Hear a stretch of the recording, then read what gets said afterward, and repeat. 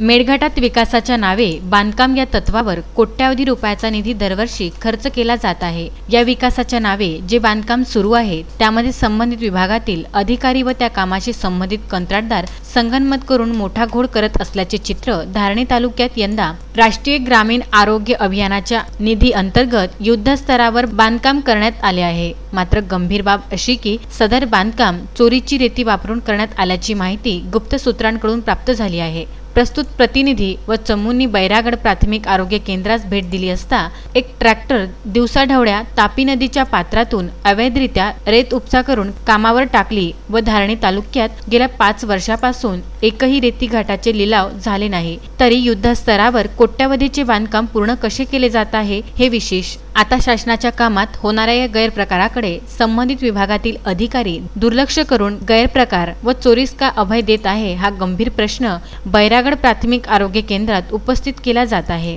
आज चोरीची रेतीने बांधकाम सुरू असल्यामुळे शासनाचा कोट्यावधी रुपयांचा राजस्व बुडत आहे। याकडे जिल्हा प्रशासनाने विशेष लक्ष वेधून त्वरित कार्यवाही करून फौजदारी गुन्हा नोंदवण्याची गरज आहे। आता वरिष्ठ प्रशासन या प्रकरणात कोणतीही दखल घेणार हे पाहण्यायोग्य बाब ठरली आहे।